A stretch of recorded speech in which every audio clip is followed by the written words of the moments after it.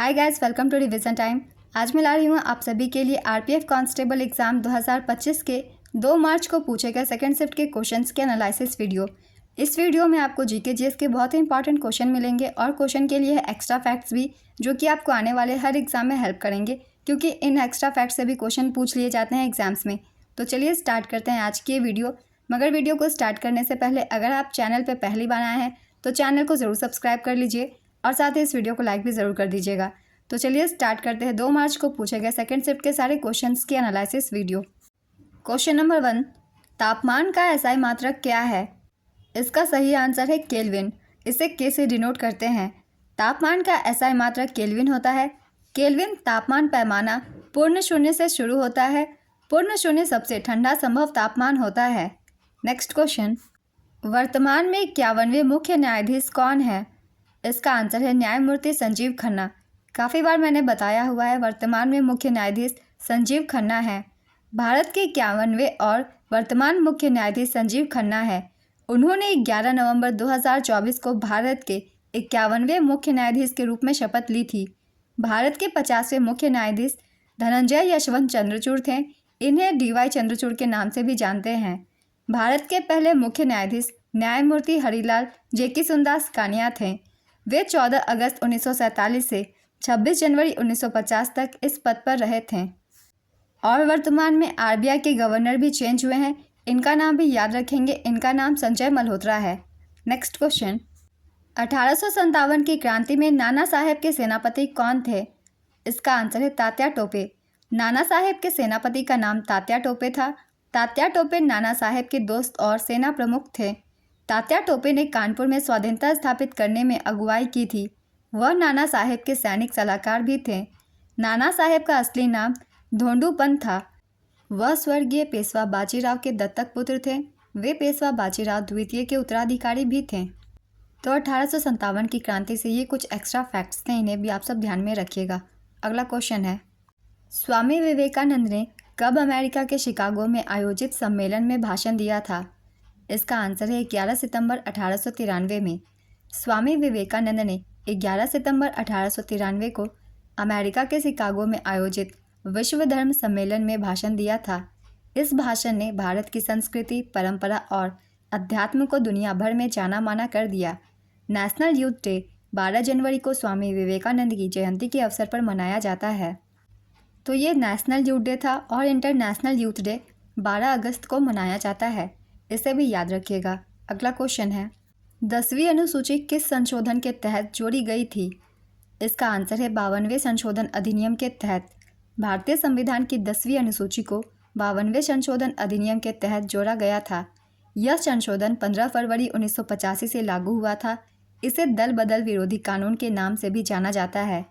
इस अनुसूची के जरिए संसद और राज्य विधानसभाओं के सदस्यों की अयोग्यता से जुड़े प्रावधान किए गए हैं। इसका मकसद निर्वाचित सरकारों की स्थिरता सुनिश्चित करना है। 91वें संविधान संशोधन अधिनियम 2003 के जरिए दल बदल विरोधी कानून में सुधार किया गया था। इस संशोधन के बाद किसी राजनीतिक दल को 2/3 सदस्यों के दल बदल को विलय माना जाने लगा। अगला क्वेश्चन है, उत्तरायण त्यौहार किस राज्य में मनाया जाता है? इसका आंसर है गुजरात में। उत्तरायण त्यौहार मुख्य रूप से गुजरात में मनाया जाता है। यह त्यौहार हर साल 14 जनवरी को मकर संक्रांति के दिन मनाया जाता है। उत्तरायण को अंतर्राष्ट्रीय पतंग महोत्सव के रूप में भी जाना जाता है। उत्तरायण के दौरान सूर्य की दिशा उत्तर की ओर होती है। तो हाल ही में 14 जनवरी को मकर संक्रांति का त्यौहार मनाया जाता है। भारत के हर अलग अलग हिस्से में इसे अलग अलग नामों से जाना जाता है और सेलिब्रेट किया जाता है। अगला क्वेश्चन है, किस संशोधन में भारतीय संविधान में 9वीं अनुसूची जोड़ी गई? इसका आंसर है प्रथम संशोधन। 1951 में संविधान के प्रथम संशोधन द्वारा अनुसूची 9 को संविधान में जोड़ा गया था। संविधान में 9वीं अनुसूची के साथ अनुच्छेद 31B भी जोड़ा गया। अनुच्छेद 31B में कहा गया है कि 9वीं अनुसूची में शामिल किसी भी कानून या विनियमन को हटाया नहीं जा सकता। नेक्स्ट क्वेश्चन, विटामिन सी में कौन सा अम्ल पाया जाता है?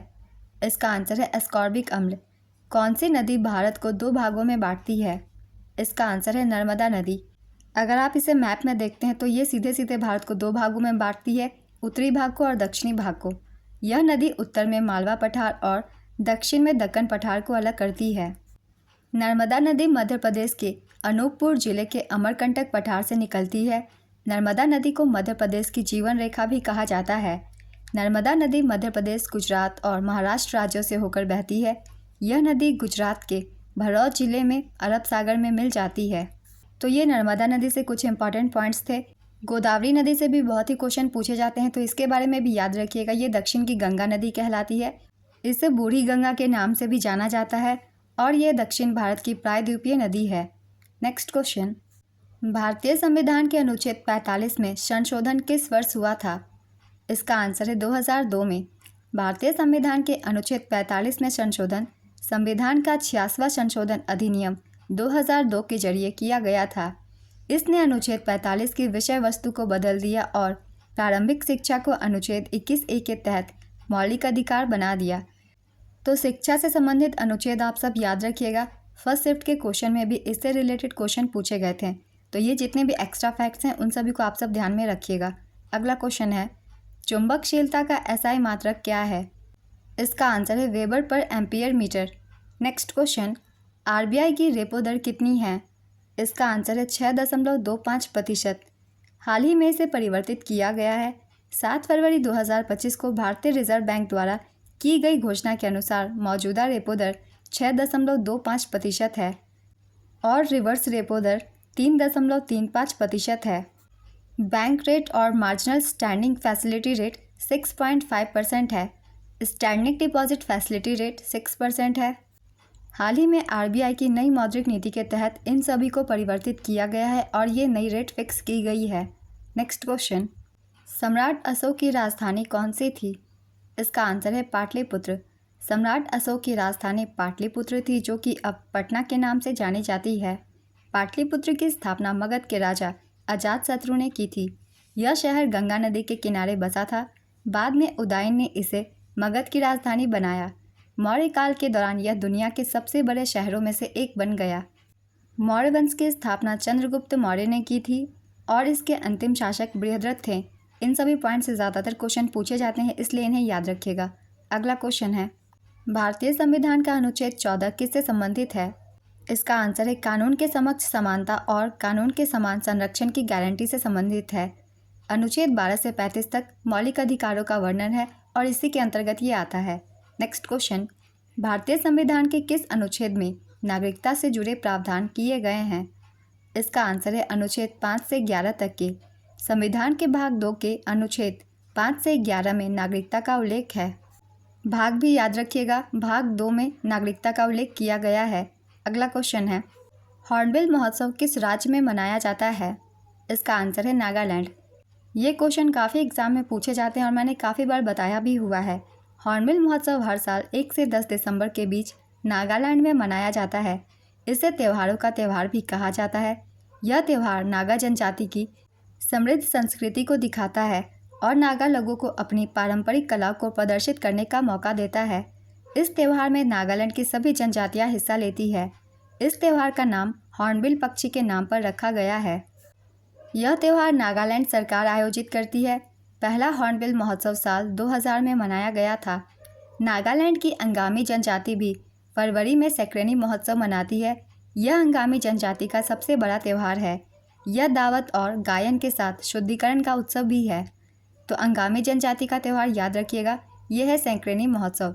अगला क्वेश्चन है, मनु भाकर PV सिंधु के बाद 2 ओलंपिक पदक जीतने वाली कौन सी भारतीय महिला बनी? इसका आंसर है दूसरी। मनु भाकर ने पेरिस ओलंपिक 2024 में 2 कांस्य पदक जीते थे और उन्होंने एक सरबजोत सिंह के साथ मिक्स डबल्स में भी कांस्य पदक जीते थे, जबकि भारतीय हॉकी टीम के अमन सहरावत और स्वप्निल कुसाले ने भी कांस्य पदक जीता था। हाल ही में जनवरी 2025 में मनु भाकर को मेजर ध्यानचंद खेल रत्न पुरस्कार 2024 दिए जाने की घोषणा हुई है। हाल ही में मैंने जनवरी 2025 के करंट अफेयर्स की वीडियो डाल दी है, अगर आप चाहते हैं तो देख सकते हैं इन सभी क्वेश्चंस के लिए। तो आज के सेकंड शिफ्ट के क्वेश्चंस की एनालिसिस वीडियो कंप्लीट होती है। बहुत ही इंपॉर्टेंट क्वेश्चंस थे आपके आने वाले एग्जाम के लिए भी ये। तो जितने भी जीके जीएस के एक्स्ट्रा फैक्ट्स हैं उन्हें आप सब अच्छे से याद रखिएगा, क्योंकि उनसे भी क्वेश्चन बन जाते हैं एग्जाम्स में। और अगर आप सभी को ये वीडियो हेल्पफुल लगी हो तो वीडियो को लाइक ज़रूर कर दीजिएगा और इस तरीके की वीडियो के लिए चैनल भी ज़रूर सब्सक्राइब कर लीजिए, साथ ही बेल आइकन भी प्रेस कर लीजिएगा ताकि वीडियो की नोटिफिकेशन भी आप सभी को मिलती रहे और आपकी कोई भी इंपॉर्टेंट टॉपिक मिस ना हो, वो भी बहुत कम समय में। तो चलिए फिर मिलते हैं अगली वीडियो के साथ। आप सभी को आने वाले एग्जाम्स के लिए ऑल द बेस्ट।